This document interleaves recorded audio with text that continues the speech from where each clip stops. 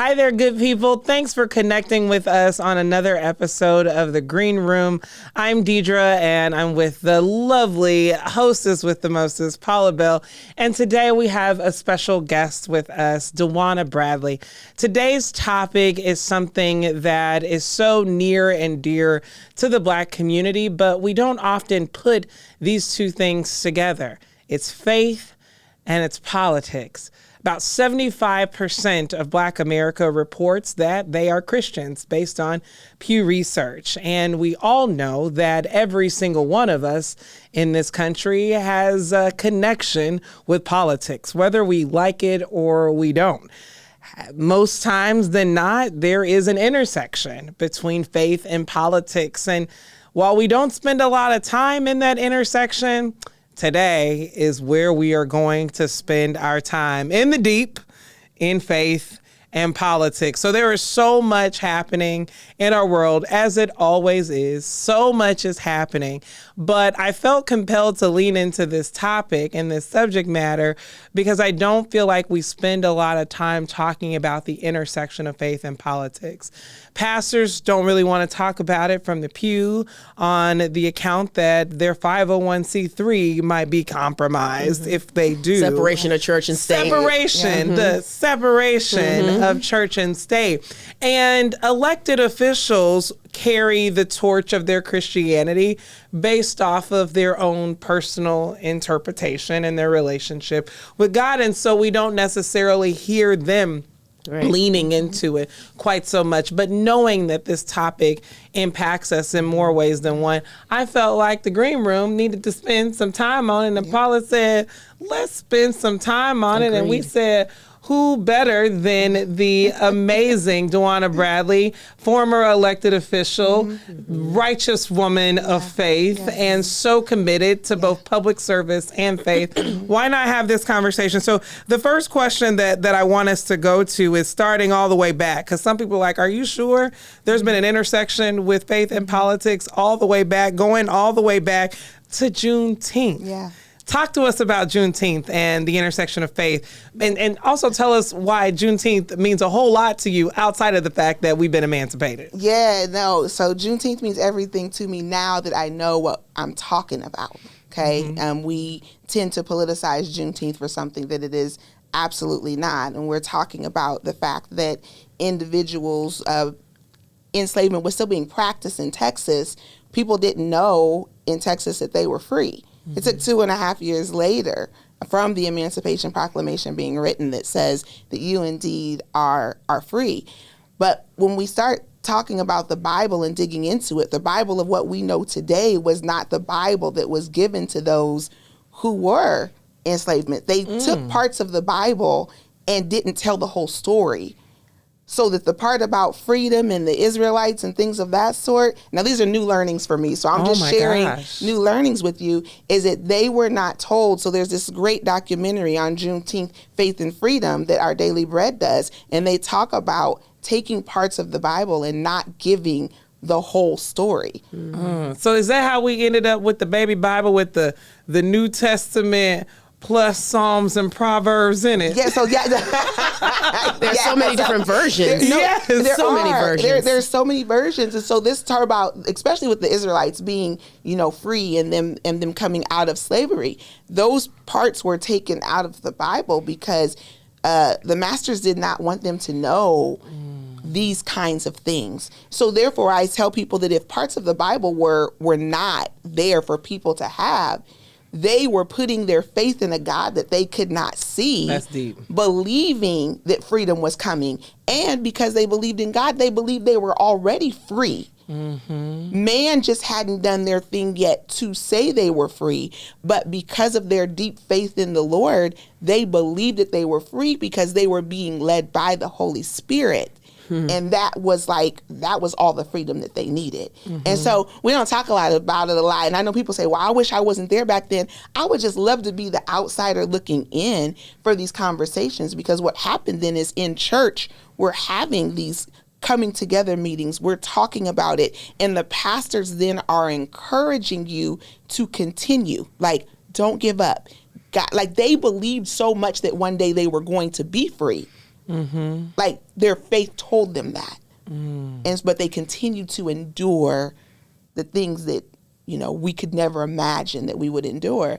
But yeah, people don't know that. So they were believing in something even when parts of the Bible were taken away from them. And now we got it all. And we got it all, and we can't get our act together. Oh. But do we, though? But do we have it all? I mean, 75% of us say we Christians compared to the rest of the country. It's like 62%. That is true. But do we have the full Bible, though? See, here's the thing for me, though, because y'all give me, now this is my belief only, okay? So I'm going to say this. This is the way that I believe. I believe I have it all from the day that I said yes to Jesus. Yeah. He gave me the Holy Spirit to discern through truth and what's false. So I do have everything that I need. I have the Bible that gives me an Old and New Testament that I'm living under New Testament law. The Old Testament just makes me say, thank you, Jesus, that I don't have to do all that atonement for my sins and we don't have to do that. But I believe that we do have it all. If you are really tapping into the Holy Spirit who gives you the discernment, if you are listening and talking to God and hearing his voice, you do have everything you need to navigate today, because the things that are happening today, the Bible has already foretold us those things were to come. And to that point, too, if you think about, as you talked about Juneteenth, they had such a huge amount of faith. They had that faith of a mustard seed that can move mountains faith. And they didn't even have everything that we have today. So to your point, Deidre, we have no excuse. We have no excuse whatsoever. I mean, at that time, we were barely free. Some of us were still considered commodities of war. Right. At that time, we couldn't own land. We couldn't vote. I mean, there was so much that stood against us, yet somehow there was an avenue for the Emancipation Proclamation to become a thing. Yeah. And that idea of whomever the Lord sets free is free indeed. Yeah. Like freedom started to ring. And they still loved America. People who were fighting for the country, not having the rights that they deserved or should have had, still loved this country. Yeah. I mean, that's just amazing for me to think about, is that you fight for this place. You give everything that you've got. You are not, every man is not created equal, right? But you still hold that flag up like it matters, right? That's amazing. Yeah. So, I mean, let's talk a little bit about how church was the catalyst to these movements, whether it was Juneteenth, where it was a prescribed message based on documentation that was incomplete, and going all the way to the civil rights movements. I mean, the church was integral in this, right? Oh, yeah. The church, I mean, that's the place where we met to come together to figure out how are we going to, make things happen. I think about Martin Luther King Jr. and you were coming into the church. The speeches that he was giving was in the church because it was the foundational piece that we had as African Americans that we would come to. It was the place where we could bring all of our burdens into the church house and leave them there. But yeah, they did all of their planning. The church was so integral in being a part of that, where they were able to carry their faith and advocate. We struggle with that today, but they were able to do both. And if we would go back to history's example, we would be able to do those things today. Why do you think we're struggling? That's a question for both of y'all. Why? I mean, the struggle is real and it will always be prevalent. But right now, the struggle seems like a dark cloud. It's like the clouds have not parted ways above the church yet.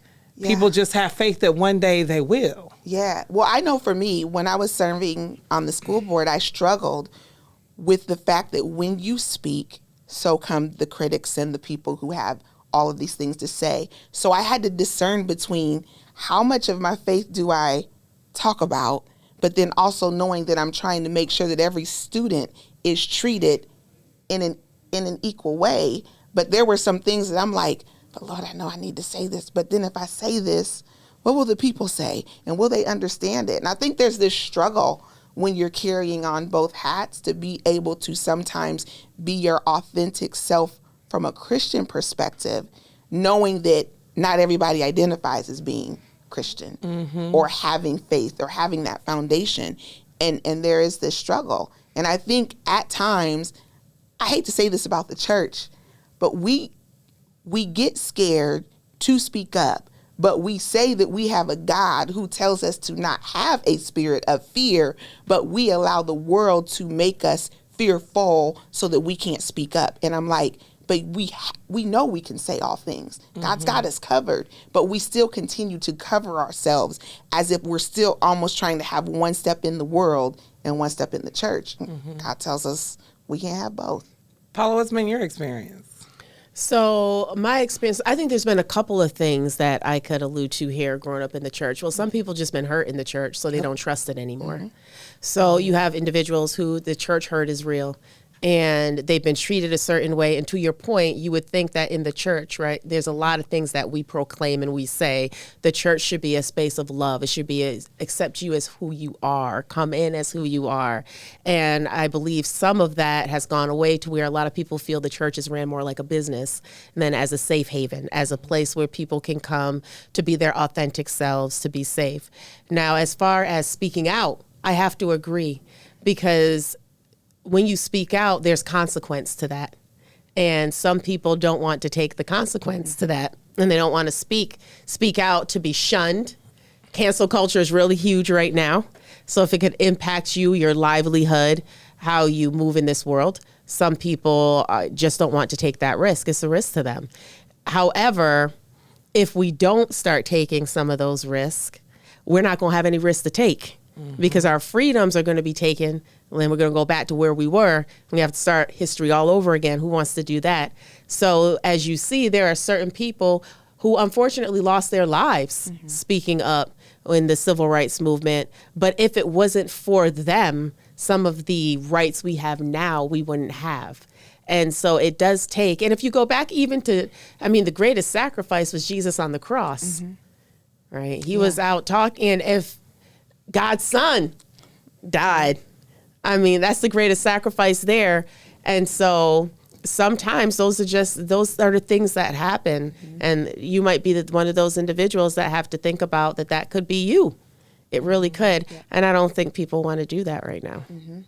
Why do you think it's so difficult, though, for people who are already in the church to find the church as a safe haven to talk through our political climate and the implications that policy has on our people? I think about the church as being a safe haven when somebody needs to pay their rent, when somebody is going hungry, or somebody needs support. We got the sick and shut-in list that we're going to pray through, right? We find refuge in the church for those reasons, but we stop and neglect to go a step further. Why are all of our members on this sick and shut-in list? Why don't they have access to health care?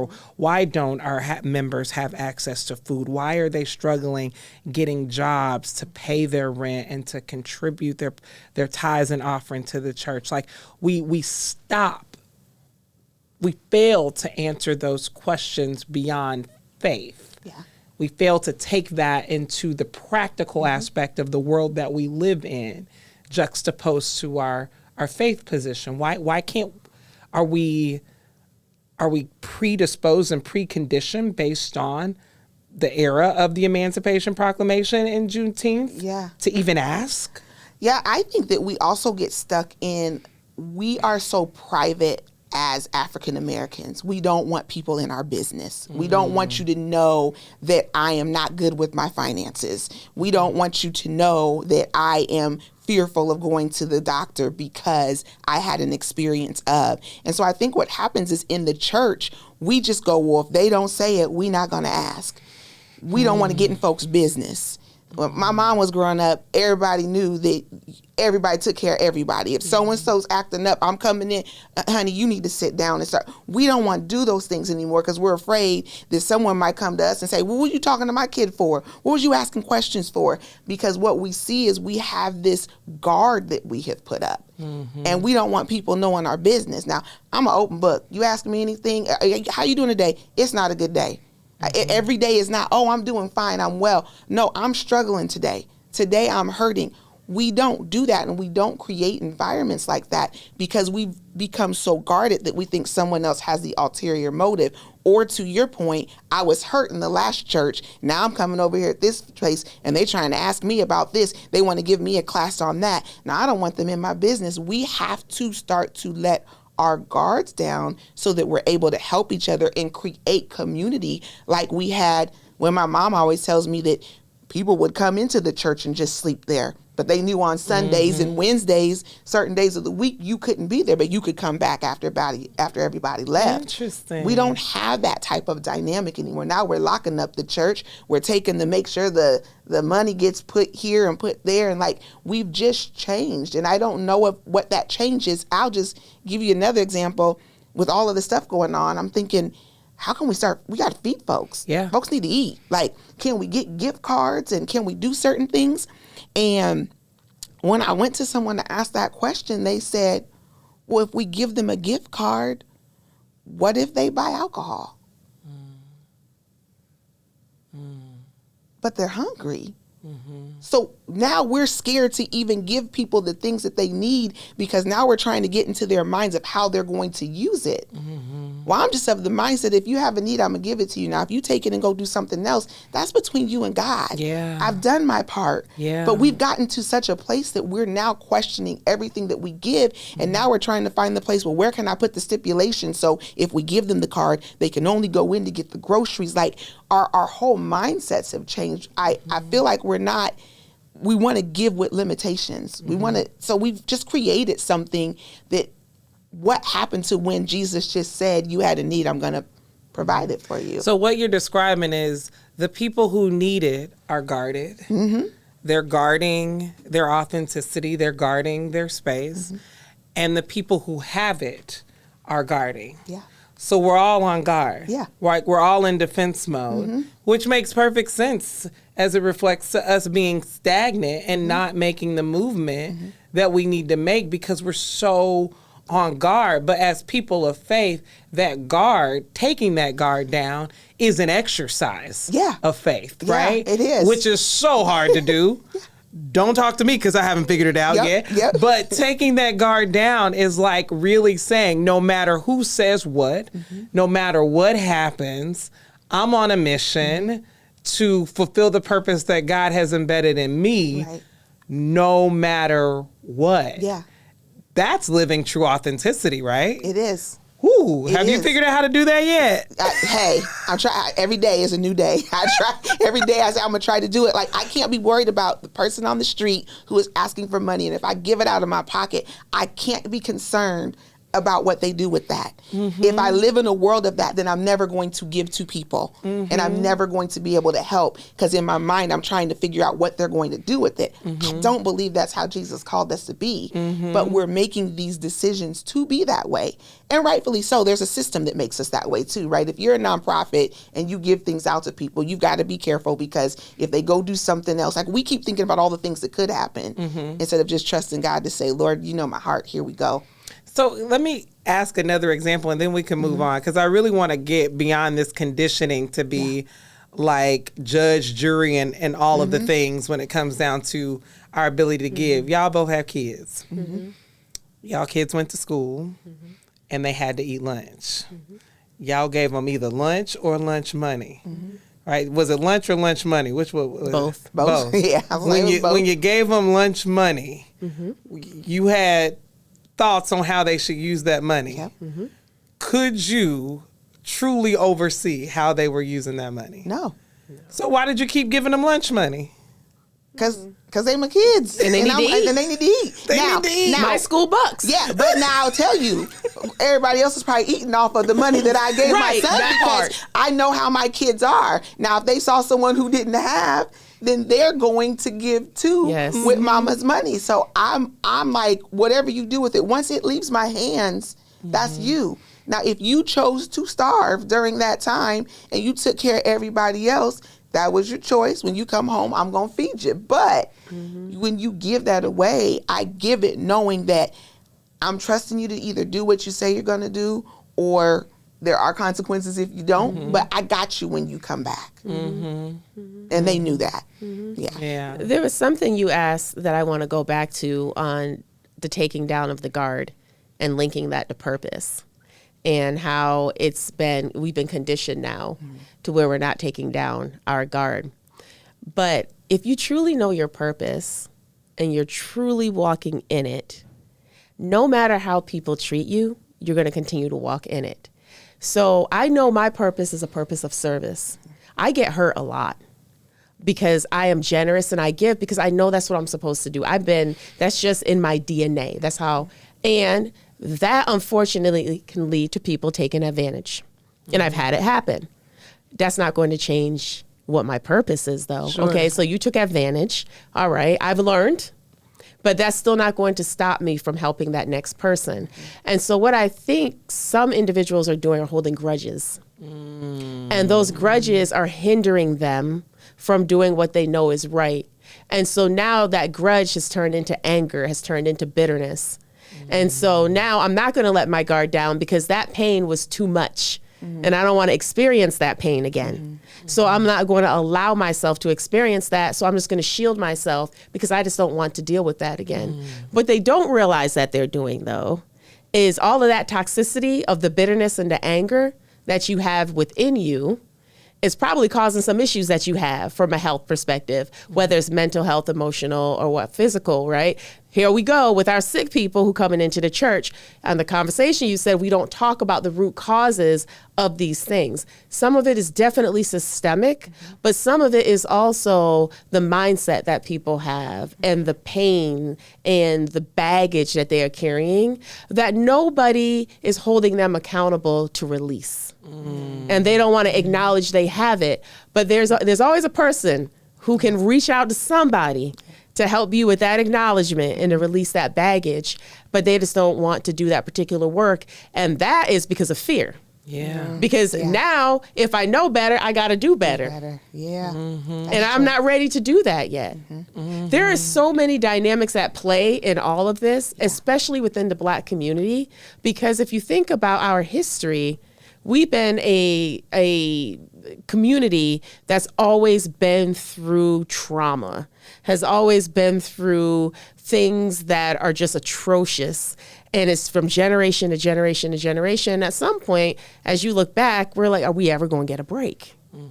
Or is this just our plight? Yeah. And that's how some think.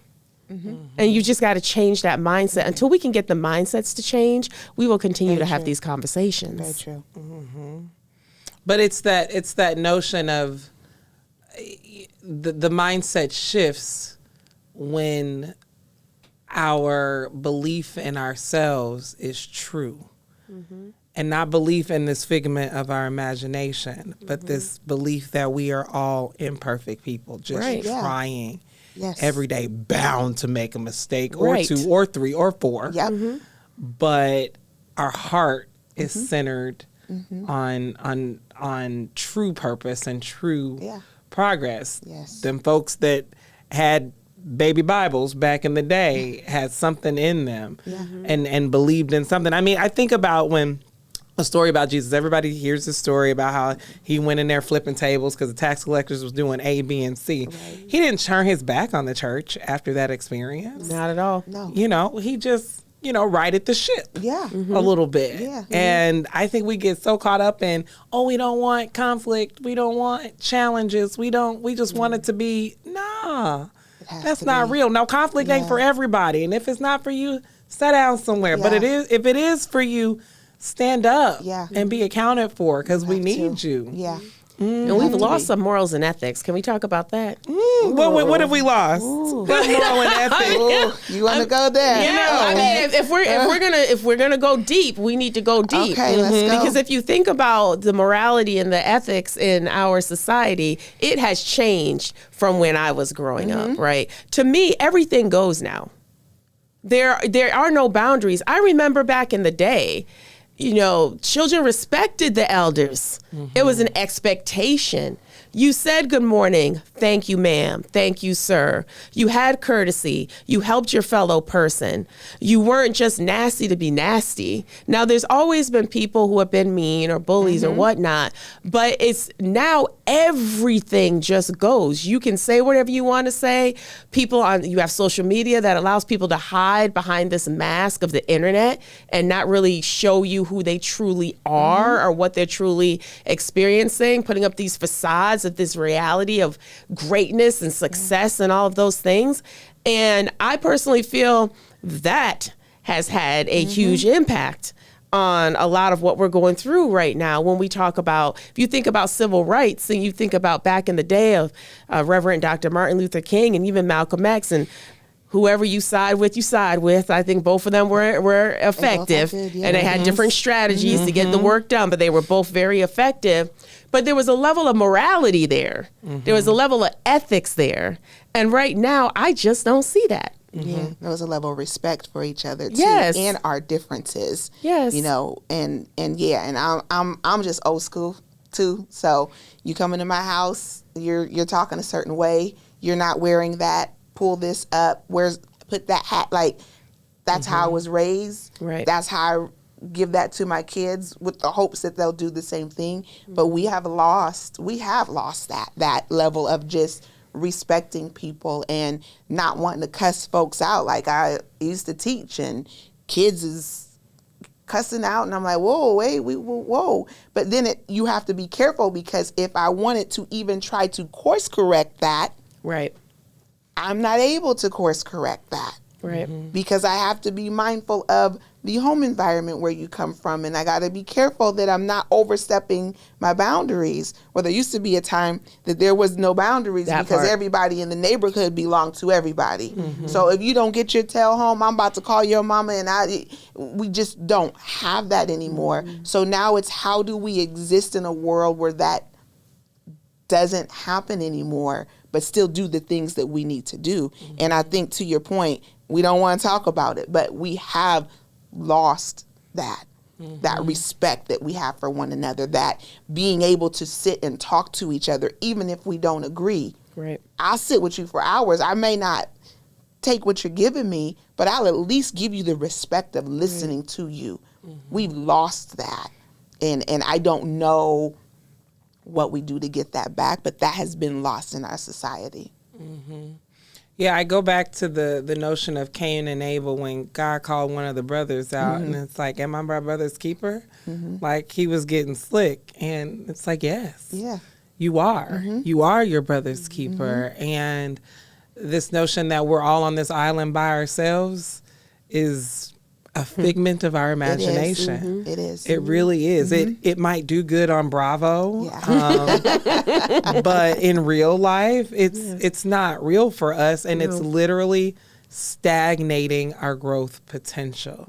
We may be fine by ourselves, but we ain't good. No. There's no way to be. He's created this homogeneous community that is dependent upon one another. Each and every one of us, even right now, we're called to this earth for a specific, unique, and different purpose. Yeah. I can't do yours. Yep. I can't do yours. Y'all can't do mine. We got to do what our job is. Right. The moment you step back and decide, I'm not in this no more, it's like, okay, well, who going to do DeWanna's job? Yeah. Nobody else can do it. And that's why we have to start training people to do it. Because I tell people all the time, Juneteenth, I'm not doing it forever. I'm not. I have recognized that everything that God has given me is for a very specific season. And what we don't do is we don't train the people to be able to take over when he has called me to something else.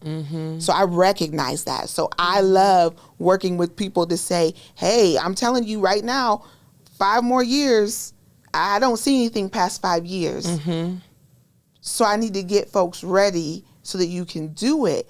But if everyone puts their eggs in the basket of this one person doing this one thing, then when they go, that's how we lose things. Because then we go, wait, well, who's going to do it now?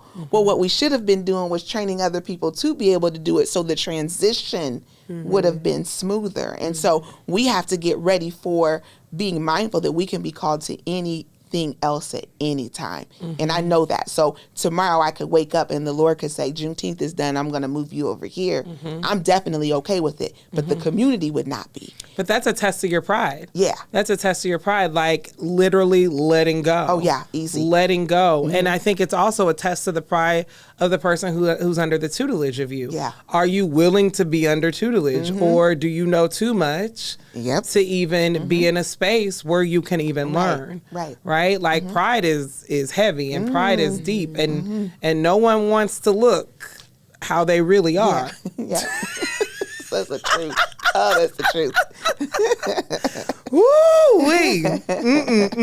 But I need that authenticity, please. Yeah. Let's get it now. I know. All the time. Yes, that All the time. authenticity. Yes. Yes. And it comes with being imperfect and being okay. Yes. If there is anything that I've learned over the last 2 to 3 years, it is like, girl, your type A is really type D, type delusional, because there's no way for you to be perfect. There's no way for you to miss.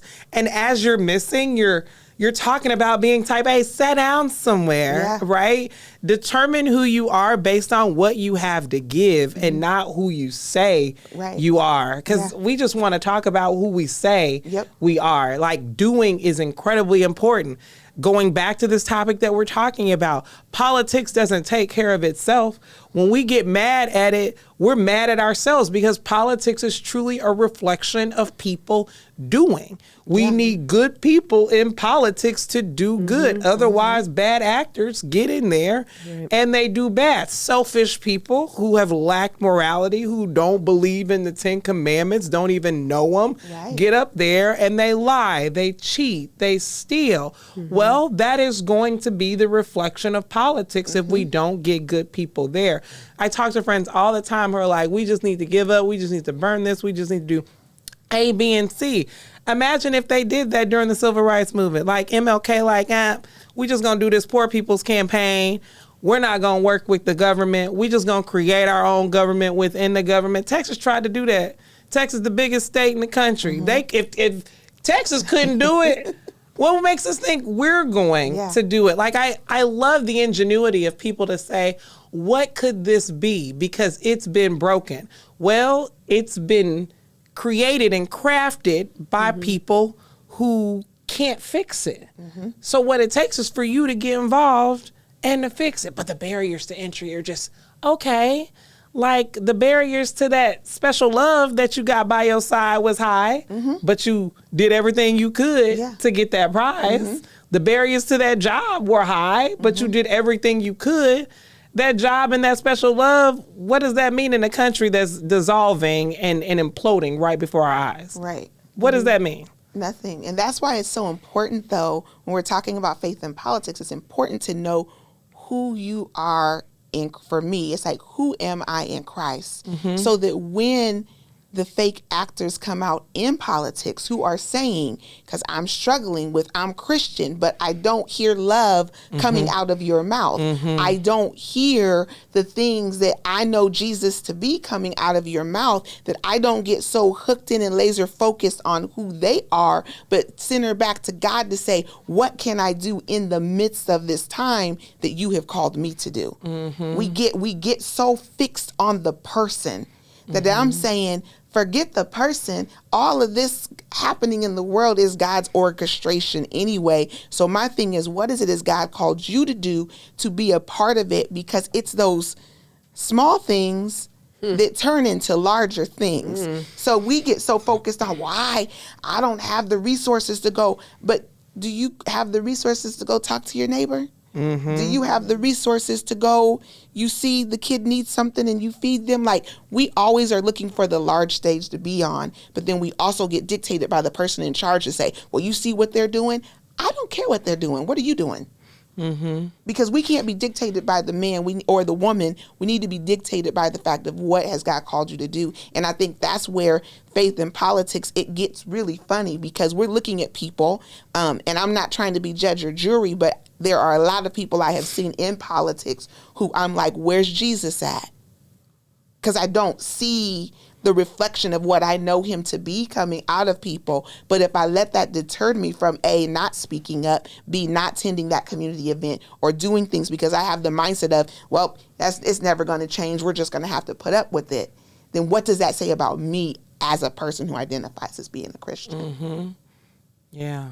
There's something you just said there, and I'm trying to frame how I want to say this as far as the church, growing up in the church, and I spent a lot of time in the church. And I remember back in the day where the church mothers and others in the church would speak out on things that were wrong. Whether it was how you dressed or what you said, or even things that were going on in the community. There was a boldness with that. And people respected them, actually. You knew when the church mother spoke, that was a thing. Even your gang members and your drug dealers, when they came into the church, there was a level of respect that they had in that church. They knew not to bring that mess in the church. They knew that that was a place that they could go and they wouldn't be judged. And today, when I think of faith, when I think of politics, and I think of the church, we don't have that power no more. We don't have a lot of that. Well, it could be that we're not using it. It could be that the people who are in leadership shouldn't be behind that pulpit. Because to your point, what are the fruits that are coming out? Right? Because you are known by your fruits, and we do discern. And I mean, if we're going to have authentic and real conversation, we just need to call it. Not everybody who's standing up behind these pulpits were called. And so I just have to put that out there. I know there are a lot of people who are like, oh, I love to be a pastor. I love to be a first lady. People thought I was going to be a first lady. I said, don't put that on me. I am nobody's first lady. That is not my calling. I know that for a fact. That is not my calling. With that comes a lot of responsibility. And that's where I'm going with this. I think people put certain people on certain pedestals. And that's what can sometimes mess with the mental on, I don't want to fall off this pedestal, so I'm not going to speak up. Because if I do... Fear. Again. Fear. I was at church yesterday and the pastor said, fear has a family. Fear has a family. Insecurity, pride, worry, all these things that prevent us from taking the next step, the step that we know we're supposed to take. Yeah. Because if you do everything out of love, which is the number one commandment, right? We're supposed to love our neighbors like we love ourselves. So if you don't love yourself, you already have issues. Because how can you love someone else if you don't even love yourself? So then it goes back to your point on knowing who you are and being able to stay true to who you are. And then when we need to have these conversations, you know, we need to do it out of love. A lot of people right now are doing a lot of things out of judgment. And that's why people aren't letting their guard down, because they're being judged. If you come into the church and you just left the club and you walk into the church and you got your club clothes on, or let's go even further, you're a stripper and you got your stripper clothes on. Back in the day when I grew up, you wouldn't be turned away from the church.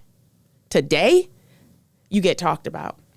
You get put on TikTok and made fun of, or Snapchat, or Instagram, or Facebook, right? And then I don't necessarily see anyone in the church that will say something, in love, will say something, right? All those little things are looked at, but make a huge impact. And I believe that's where we've lost some of the way. Is a lot of it is fear, but I believe that's where we've lost some of the way. And I was taught that you just don't talk about politics in church. Yeah. Oh no. I was taught that. Very true. Or even at home. That part too. And there's the fear that's associated with that. But you got to imagine, you know, from us to go from not being able to vote, not being able to own land, not being able to have a job, somebody had to talk. Right. To somebody. Frederick Douglass was talking with presidents. Sojourner Truth was talking with presidents, MLK, Fannie Lou Hamer. These people were having active conversations, not just within their congregations. They were using the congregations as an opportunity to understand what the body of work was, what was necessary to move us forward. And they took those conversations to the doorsteps of the White House, to people's capitals, and said, this is what we need. Yeah. And I realized that everybody is not born to fulfill that purpose. But what I also realized is that none of us were born to get in the way of that progress. Yet we literally put ourselves in the way of that progress. And for me, that's my own personal soapbox. If you are unwilling to be a part of the process to move us forward, that is fine. God still loves you. Whatever y'all do is between y'all, but get out of the way. Yeah. Get out of the way. Like, what are you here for? Right. Why are you trying to be a stumbling block? This has to be battered and bruising position to be a stumbling. Move. Yeah. Like, I hate to quote, move, get out the way, but it's a real thing. It's real. It is. Let the people who are called to do. And if it's not you, it's okay. I tell people all the time, it don't have to be you. It's okay. But to your point, that's why it is so intricately important that we do know what's going on in communities, and we're having these conversations and we're meeting together, because there are the called few. There are the ones that are supposed to have the conversations with the governors, with the presidents, with the legislators. Like, that's what they do. And if that's what they do, don't stop them from getting the information, because that's how they are able to give accurate pictures of this is what's going on in communities. This is where the community is needing things. This is where laws need to be changed. Let those people come in, because they're the ears to the ground to be able to go. So if you're not going to go and you want to keep complaining at the dinner table, go ahead and do that. But let the people who have been called to do or to serve or have been elected, let's support them and give them what they need. Let's support them so that they can get the job done. But what we do, we're envious. Well, how come they're getting all the airtime? And why are they the ones that are saying the things? Well, that's not how they feel. Well, have you even reached out to them to tell them how you feel so that we can say something different? We are the greatest complainers. Our jealousy speaks loud. Yes. I say, if you've been called, God bless you, because I'll tell you real quick, he didn't call me to that. But whatever you need from me so that I can support you in that, I am there to do it. Will you need me to show up at a meeting? I'll switch it around and be there. You just need for me to be in the crowd. I remember telling people, do you need me to be in the crowd? Yeah. Just so that you can see someone that when you speak, you can go, oh, yeah, you're right there. That takes nothing. I didn't have to pay a penny, $1. I didn't have to do anything. But we just forget about the presence of being there for people. They need to see that. I gotta call him out. I tell Rob all the time, I don't want to do what you do. That's not what God called me to do. But if you need something, you can call me, and I'll make sure I figure it out. Or if I can't do it, I'm calling somebody who can. But that's what we need to be doing. Stop getting in people's ways. Stop talking. You talk about them all you want, but in the meantime, still support them so they can get the job done. And if you really don't like it, then I encourage you to run for office yourself.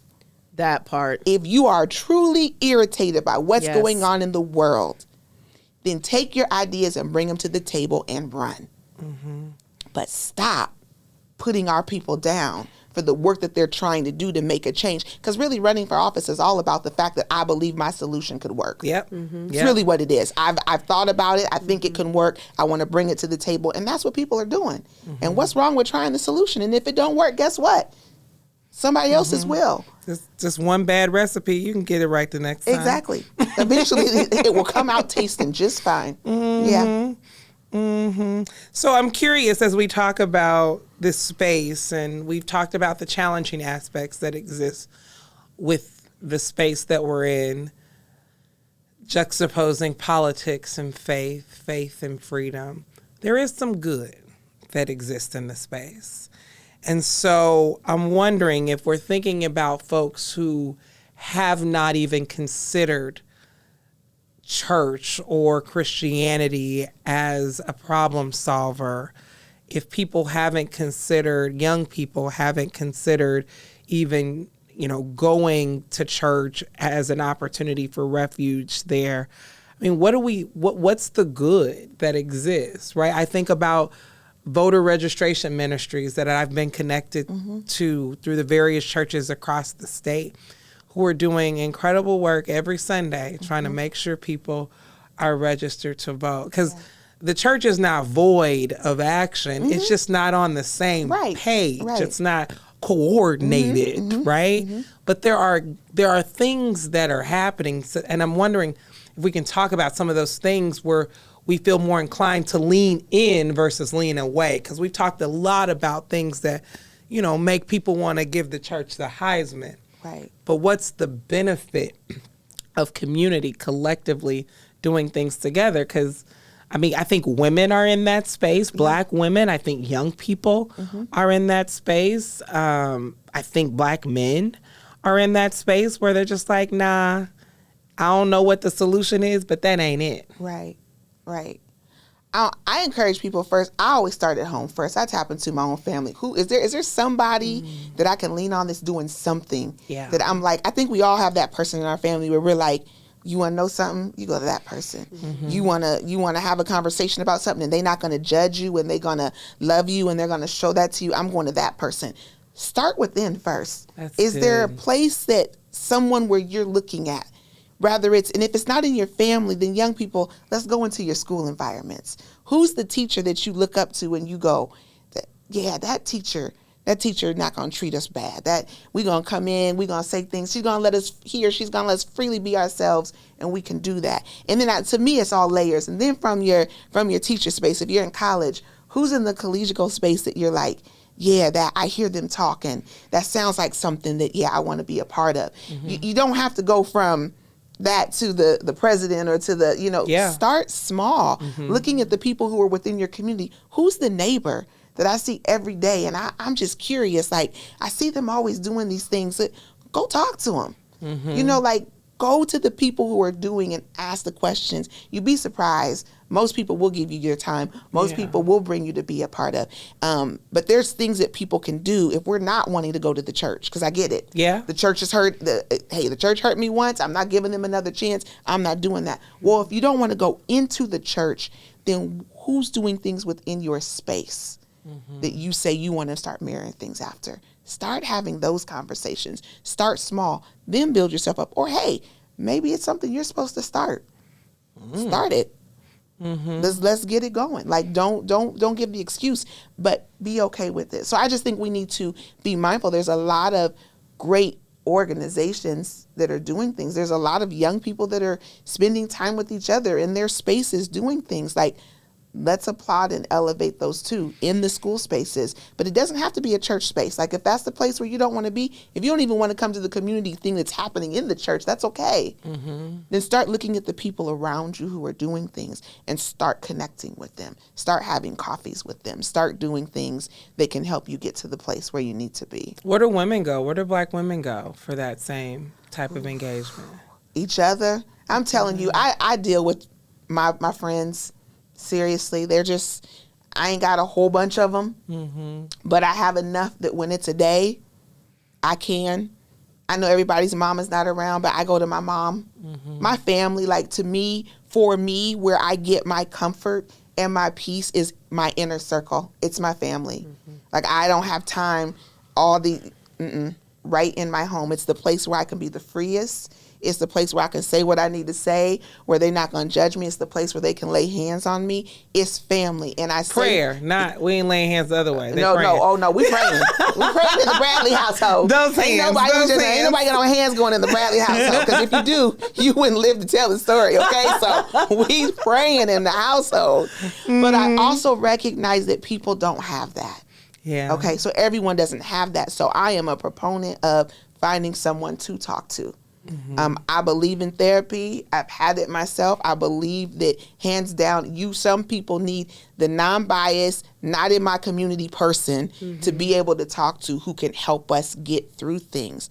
We need circles of things that are happening in our communities to be able to reach out to. But I think we also have to know that, like, I say family, but it may not be family for you.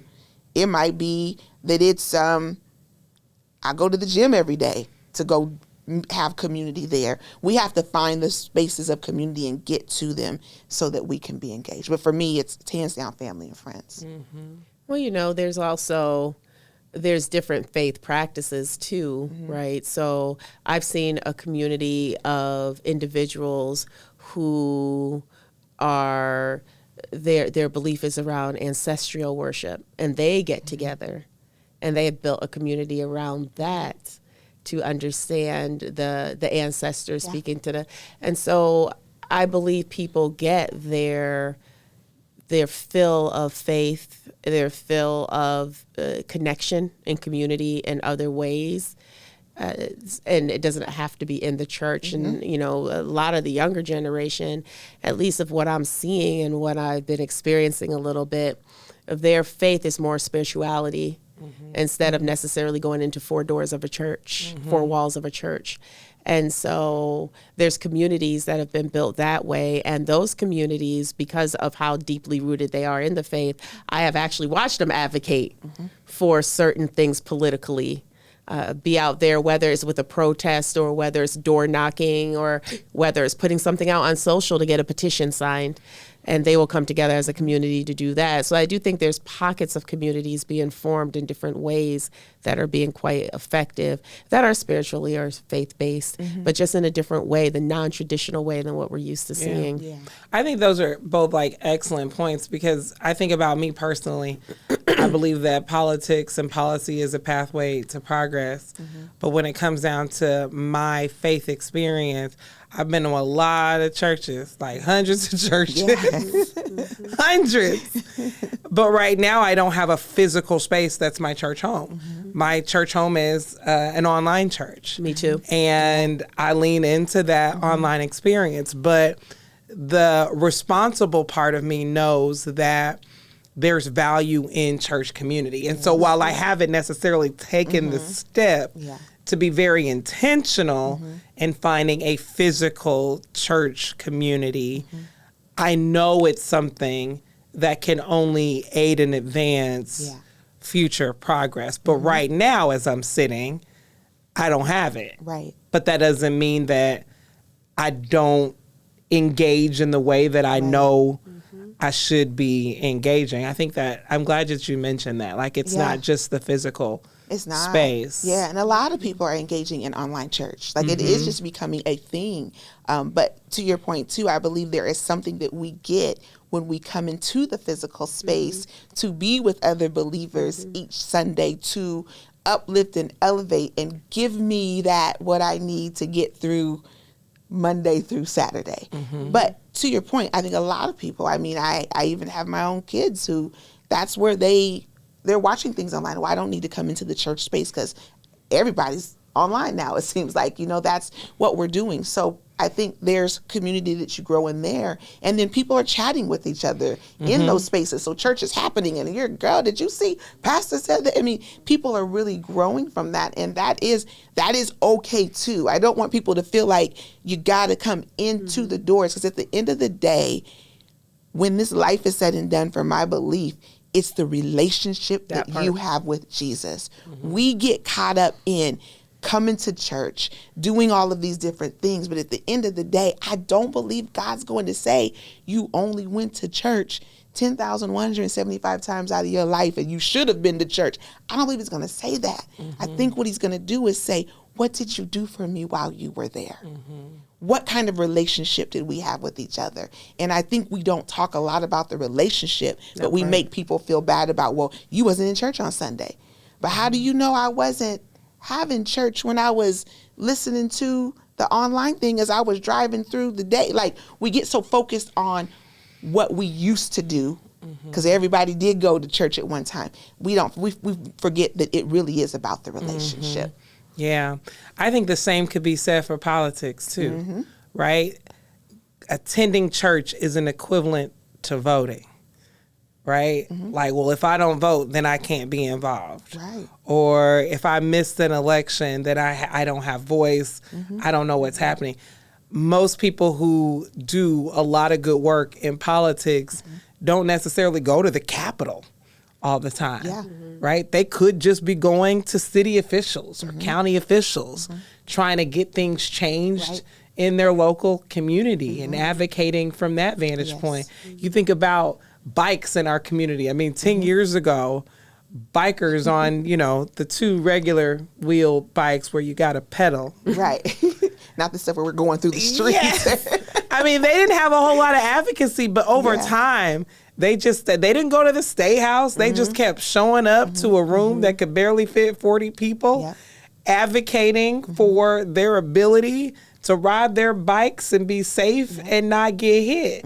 And now they're one of the most powerful mechanisms related to getting things done Right. at a local level because they were passionate and they cared just about bikes. Now, they cared about other things, but they brought their passion for transportation Yep. to the table. And nobody canceled them because they didn't vote in a previous election. right.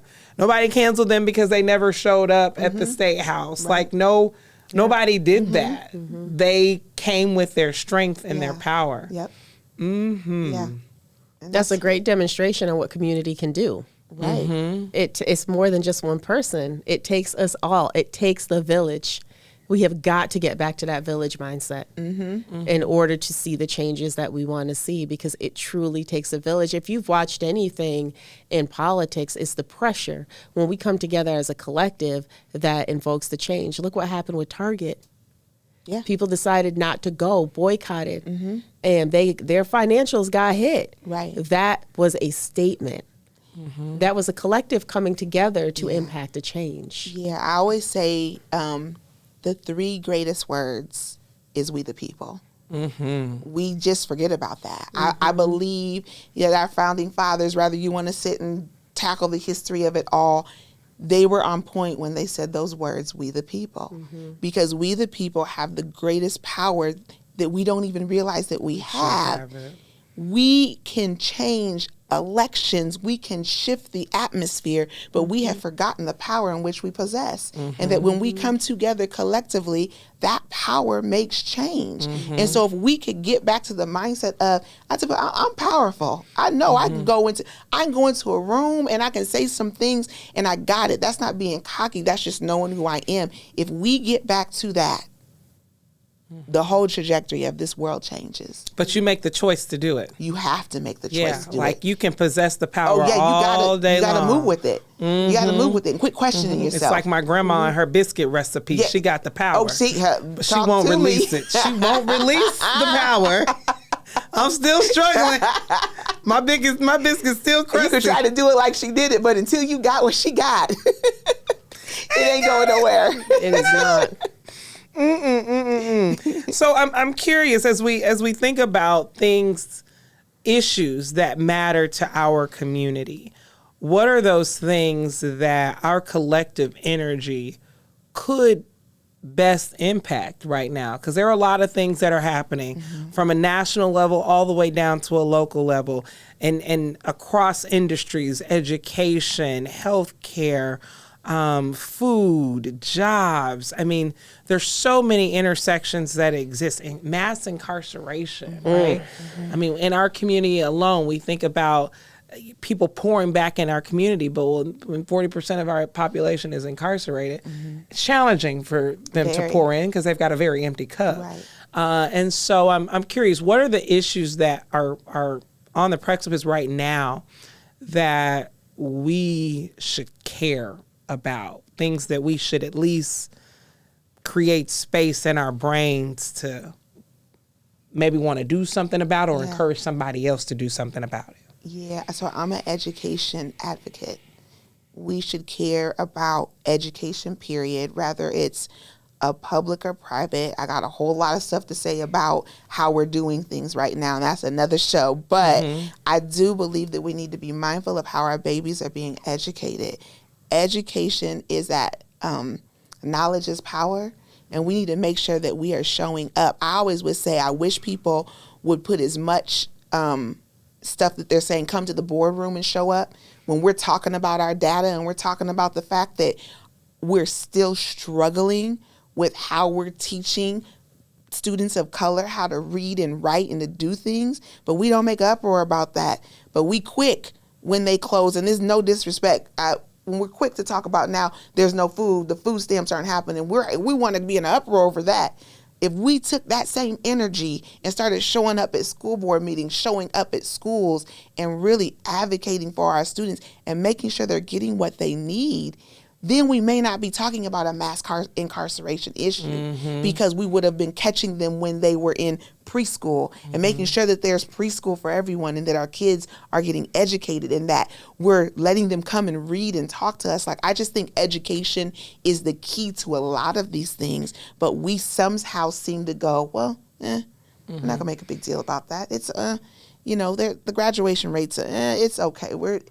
Education for me is like, just top. I just feel like when we're educated and we're making sure that our babies are educated, a lot of these things that we're talking about, we won't have to deal with, because they will be able to get jobs. They will be able to read. They will be able to, if it's college they want to go to, great. But if not, we need to be preparing them for wherever they want to go into. And I think that's just one thing as a school, we keep making it like when we went to school. You've got to be able to give kids different options, but I won't get on my soapbox about that. But I just believe that education is key, and we need to be holding people accountable for the way in which they are educating our kids, for the things that they are doing. If they're taking things away from our kids, we need to be talking about that. Is there anything being taken away right now? So I really think with the whole public school, charter school type of thing, and if you're starting to follow the money, the SSA that we get, like, money goes up every year. Things cost and increase every year,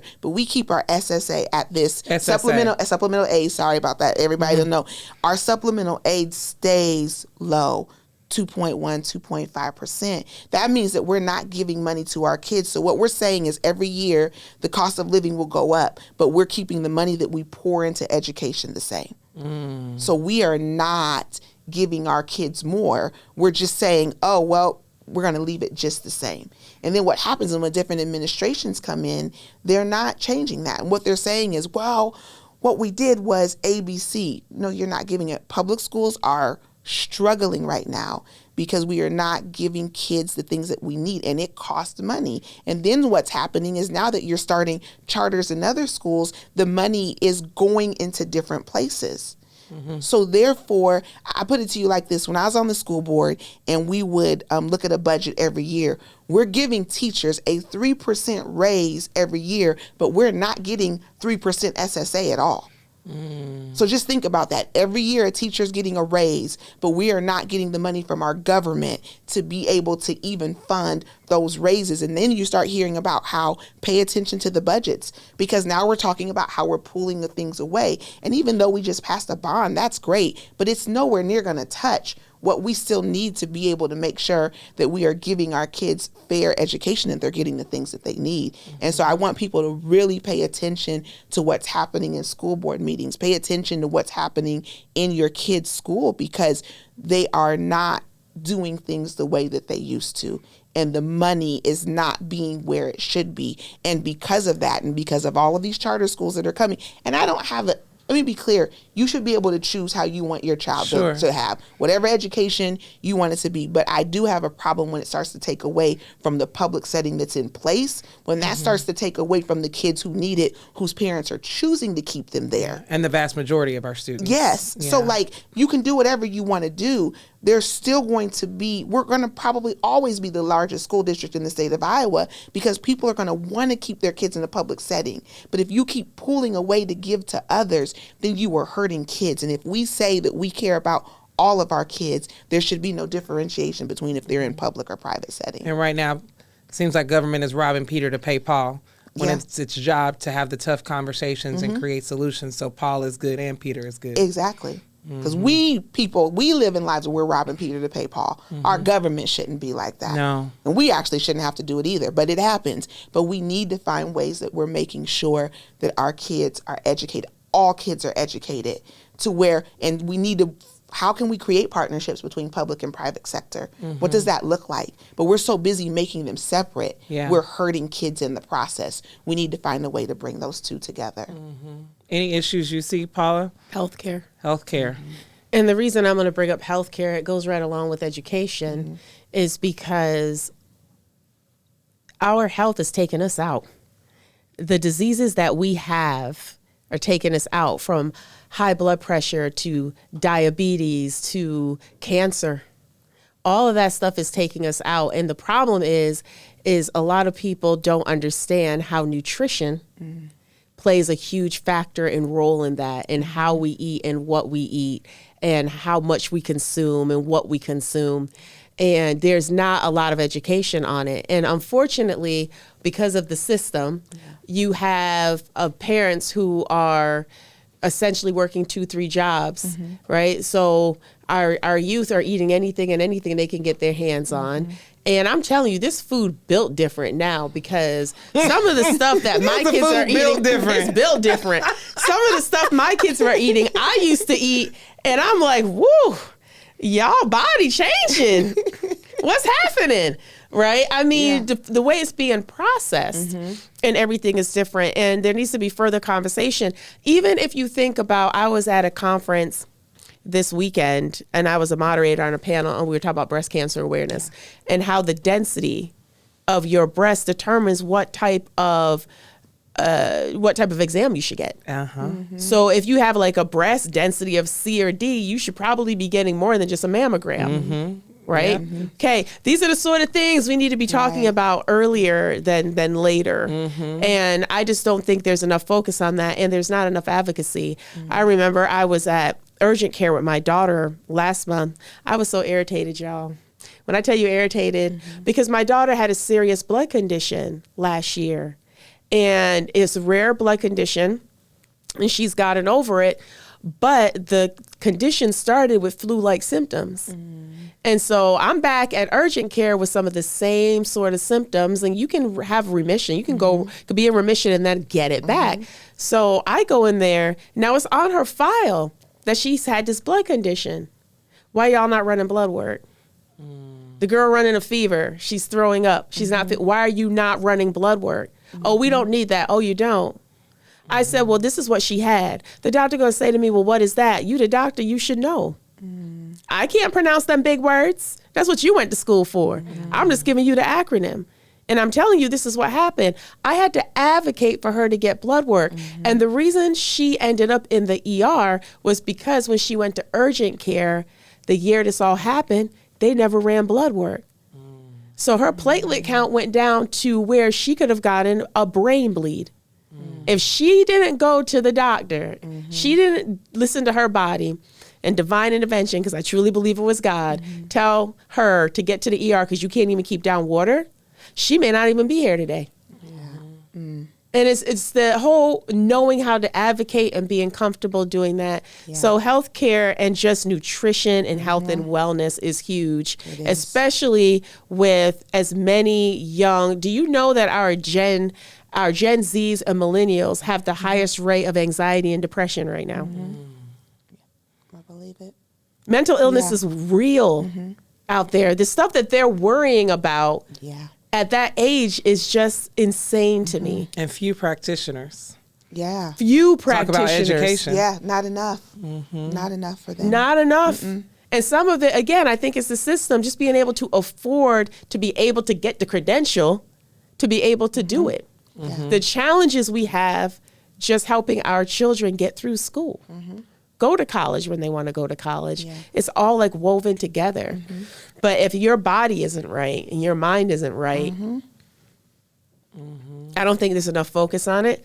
And I don't think there's enough, it's still a lot of disparities on how we get treated in the healthcare system.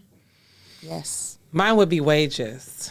Mine would be employment, right? Like, I think about when I got my first job at 15, I wanted to work at Subway.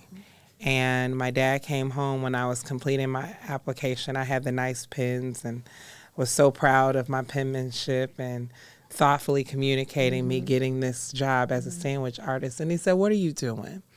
I said, I'm applying for a job. You said if I want to spend money, I need to make my own money. Well, the caveat for him was if I'm going to work, I had to work for him. And so I remember going, he didn't put me in the department right with him because he was a wise man. He put me in HR. And I remember seeing the minimum wage on the wall. And while I was in the state of Oklahoma, that minimum wage has since increased. The minimum wage in our state has not. The idea that you can live off of $7.25 an hour. Yeah. Like that's our standard that we communicate in this state. Like who is worth $7.25? Like nobody. Right. Like nobody is worth that little in an hourly wage. And I compare the worth to their needs. The need to eat, the need to sleep in a home, the need to access health care, the need to provide for their families. There's no way that $7.25 can supply a need. I mean, that people peddling make more than that in an hour, right? With no skill, make more than that in an hour. And so, you know, the dignity of work is no longer a thing when we settle for something like that. And someone will say, well, we don't want to force organizations to pay this. Well, what about our small business? Well, if you incentivize people paying their people, then they'll pay their people. But what we're incentivizing is bad habits. We're incentivizing us not being healthy individuals so that other institutions profit off of that. I want us as a community to profit off of our well-being. And of course, we're not motivated to be well because we don't get to benefit from being well right now. At least we can't see the benefit of being well. But man, we just deserve it because I think, I don't remember which one of y'all said it. Like we have, as Black folks have been just through so much trauma. Not that there hasn't been any good, but it seems like a large percentage of our journey has been in the wilderness. And we've had leaders pop up here and there to give us hope that, oh, we about to get out. And then we get sunken back into that sunken place of despair as a community. And I don't know about y'all, but I'm just tired of that. I'm tired of trying to be someone that I'm not. I'm tired of trying to, appease to people who have no desire to see me blessed and them blessed. Like that to me is a signal. The fact that you can't imagine a world in which you and I are both blessed.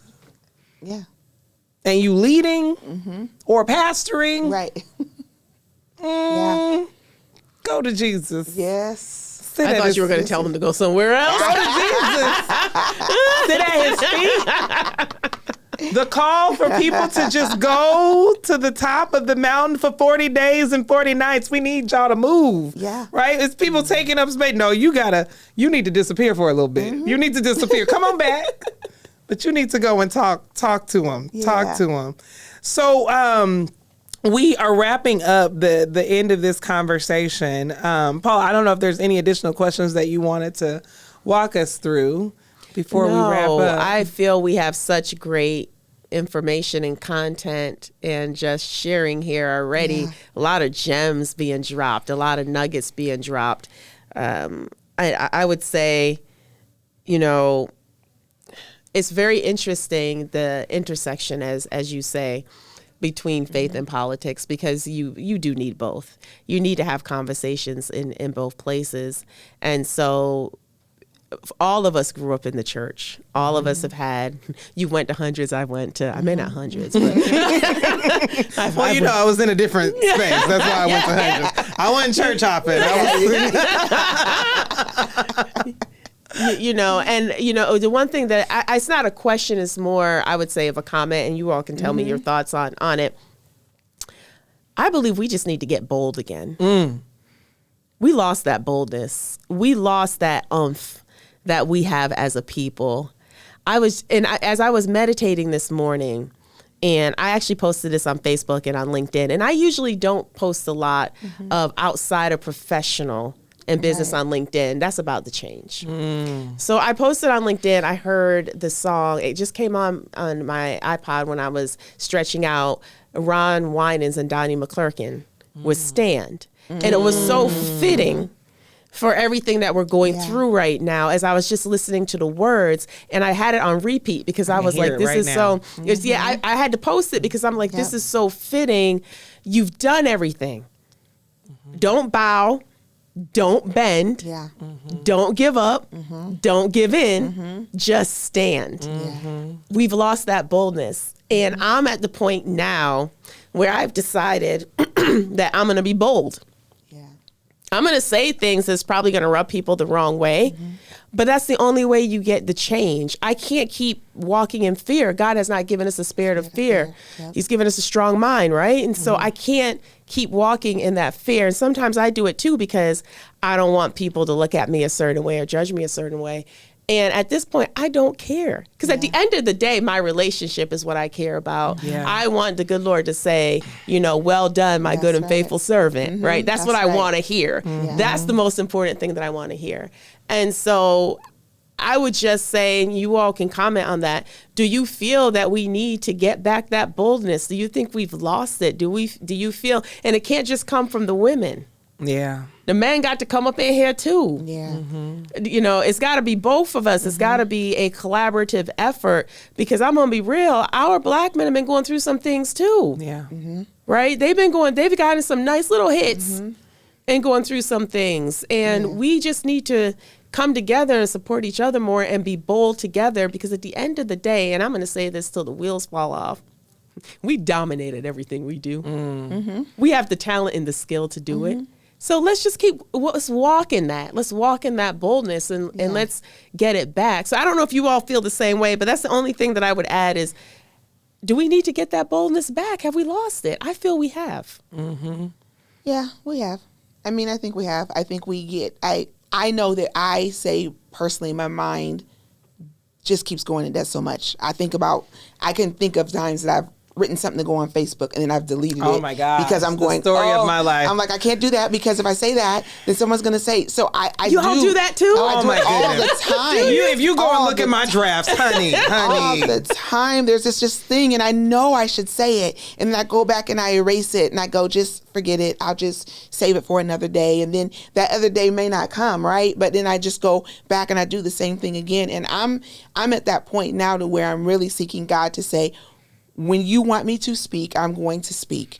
And I'm not going to be concerned I'm not going to read the comments. So anymore now, like the things that I do, I just say, I'm not going to go back and watch it. I'm not going to go see what people say, because I've said what you called me to say in that moment, and I'm moving on to the next one. But it is challenging. We have lost our boldness and in being like that. And so I have to remind myself of I got one grandmother still living, and other grandmother who's not alive anymore. She was just bold. She tell people all the time, I'm just going to tell you like it is. And if I say something wrong to you, I'll apologize to you later. But this is what I'm going to say.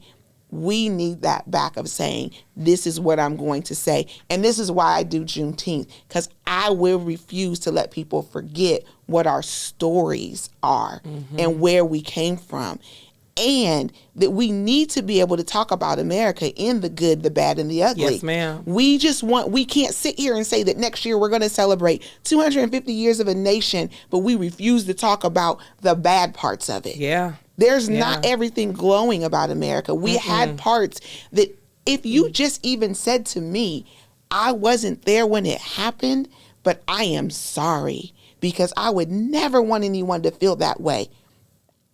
I'm waiting on that from people. That's what I'm waiting on. I keep doing this because it's not about trying to make people feel bad, but if we don't tell our stories, who's going to tell it? And that's why community is important, because I don't need a law to tell me what I can and can't say about my history. I just need to make sure I'm educating the community so that you can pass it on to your future generations, and we can do that together. We don't need permission to do that. And if we can get to a place of being mindful of, we need people, we don't need them. We can talk about healthcare. How can we start taking care of ourselves? Let's start working what works for you. Like, look, I still got things my grandma did when I get sick. This still works. That I don't need to go pay the doctor to tell me how to do, because it works. I'm not saying that we all need access to healthcare, but getting back to the community in which we do need to be bold. We need to be okay with saying it, but we also don't need to be waiting on people to give us permission to say it. We need to tell the stories too. I do love America, but there are things that we just didn't do that wasn't right. We have great potential, but like, we have to be okay with saying those things and living in it. And so I'm going to continue to be an advocate. I know we're all going to continue to be an advocate, but we do need to be bold in how we speak and what we say. And I always say, speak the truth in love. That's what Jesus did. Jesus said some hard truths, but you didn't like. But he didn't come to you with the attitude and shaking your head and all that kind of stuff. He just spoke it. But he spoke the truth in love. And that's what I want to be able to do, is when I speak it, I want you to know it's the truth, but I'm coming from a loving place because I want to see you do and be better. And we got to get back to that. You know, I'm a firm believer, if we're going to be writers of our future, we have to be readers of our past. And I imagine there's so much about Juneteenth, the Emancipation Proclamation, that's been expunged. Oh, yeah. That we don't know about. You know, when I was running for office, people would say, well, you're the first Black woman, or you're the first Black person to do this. My question, am I? I don't really believe I am, because I believe in the fortitude of the people who've come before me and the things that they were able to accomplish. And I can't imagine, that no one was as bold as I was, if not bolder, to step into the space in which I took up space. And so I'm in the space right now where I am a firm believer in government, but more importantly, I'm a firm believer in God. And government is represented in Scripture. Like, I remember when I first ran for office, I was asking pastors, rather than reading on my own, like, tell me what government is. Tell me where it shows up. And they would always tell me the story of Moses being in the wilderness. And he was in this position where he had all of these tribes, and on any given day, everybody would come to him to express their grievance or their issue that they were having. And his father-in-law, Jethro, not Jethro as in the barbecue space that we know in Iowa, but Jethro came and, was trying to check in on him, see how he was doing. And Jethro was like, look, this is not going to work. Like, the reason why you're up here hiding is because you're exhausted. This is not what God had for you. This is not at the call. You've got these people who are in leadership already naturally within these tribes. You have them report to them, and then they come and report to you. Representative government was birthed right there in the wilderness as a guide. And so I'm not one of those people who wants to do away with government, because I believe that there is power in structure and continuity. But I also believe, as I said at the start of this, we need good people working in these spaces. And I think that we've just been so battered and bruised that we have lost the idea of practicing boldness in public. As you said earlier, we'll practice it behind closed doors on socials. We might practice boldness at the Uno or the Spades table. But there's a way that we exercise that same boldness. And I think a part of it is us being secure with who we are, knowing that the haters are going to hate, knowing that we're not going to get it right when we do it. But as long as we keep trying, we'll get there. We will. There's like 99 reasons to be scared. But to me, there's one big one to be bold. And that's to access that thing that we all believe in, and it's freedom. God gave us that. Nobody can take it away. Nope, not at all. Better not. Come try. And that's what I'm feeling right now. Come try. I'm ready. I'm all like that all the time. I'm like, come play with me. Okay, we're gonna see what we're gonna do. I'm like that all the time. Now I don't say it like out in the front all the time, but I'll be like, I want you to try to come to tell me something. Yeah, because you can't take that away. And I think that's what our ancestors knew. They knew they were free. Yeah. They didn't need, we get so caught up on the words of a leader to tell us something. They didn't need that. They knew they were free. And they knew that God was going to see them through. They knew that. And that's what I believe that they held on to, that the Lord was going to bring them through. So we need the church to grapple upon that. Like, Yeah. hold on. We need ministers to hold on. Hold on. They say, hold on to God's unchanging hand. Like, hold on to it. He has never changed. He's not going to. We will.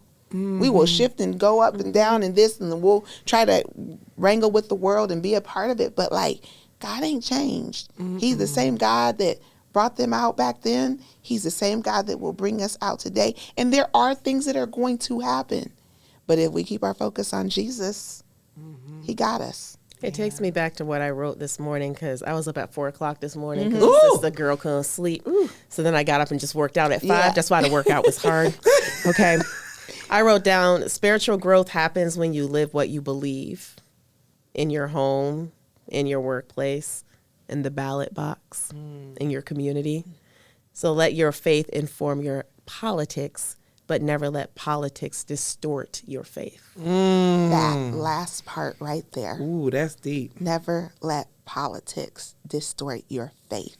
And we are seeing now politics is distorting people's faith, which leads me to the question, are you really who you say you are in the first place? Or you just letting something else use you. Exactly. There Okay, you go. that's the next episode. Yeah. Who are you letting use you? To all the cross-bearing Christians out there. Man. All right. Well, thank you so much for listening to another episode of The Green Room. I hope that your experience was enriched today. I hope you feel empowered. I hope you feel led. And I hope you feel bold. Thanks again for tuning in.